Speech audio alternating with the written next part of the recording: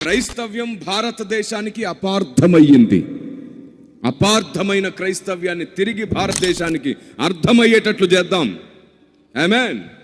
అపార్థమైన క్రైస్తవ్యాన్ని తిరిగి అర్థమయ్యేటట్లు చేద్దాం.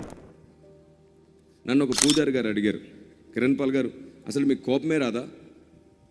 మీ వీడియోస్ అన్నీ చూసాం, ఎన్ని మాటలన్నా నిదానంగా సమాధానం చెప్తున్నారు, మీకు కోపం రాదా అంటే, నేను ఎందుకు రాదు సార్, నేను కారం ఉప్పు తినట్లేదా, కొంచెం ఎక్కువే తింటాను, బాగానే ఉంటుంది నాకు కోపం, మరి ఎప్పుడు చూపించరే, ఏం చేద్దాం, నాకు లేఖనం ఒకటి అడ్డొచ్చింది, నరుని కోపం దేవుని నీతిని, ఇంకా నేను కోపగించుకొని చేసేదేముంది, నిన్ను శత్రువుగా మార్చుకోవడం తప్ప, నా అహాన్ని సంతృప్తి పరుచుకోవడం తప్ప ఇంకా వేరే పనే ఉంది నేను కోపానికి వస్తే.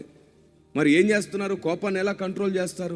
కంట్రోల్ చేయను, నేను నా కోపాన్ని నా ప్రార్థనా గదిలో మలిచి పెడుతున్నాను. ప్రభువా, ఎంతకాలం నేను ఈ దేశానికి సమాధానం చెప్పకుండా ఉండగలను, ఎంతకాలం నిన్ను పరిచయం చేయకుండా ఉండగలను, ఎంతకాలం అలాంటి మూడులకు నీ చిత్తం ఏమిటో నీ జ్ఞానం ఏమిటో చెప్పకుండా ఉండగలను? ఎలా చెప్పాలి?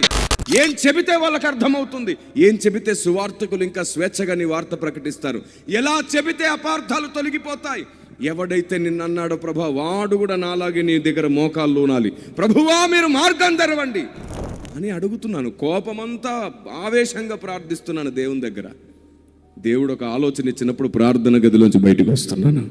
కోపం నాకు ఆయుధం అవుతుంది ప్రార్థనా గదిలో, కోపం నాకు ఆలోచన అవుతుంది ప్రార్థనా గదిలో, నా కోపం ఆక్రందనగా మారుతుంది దేవుని సన్నిధిలో. ఎంతకాలం? బయటకు వస్తే అపార్థం అవుతాం, అదే కోపంతో ప్రార్థన గదిలోనికి వెళ్తే అర్థమయ్యేటట్లు చెప్పే జ్ఞానంతో బయటకు వస్తాం. దేవునికి స్తోత్రం కలుగును గాక.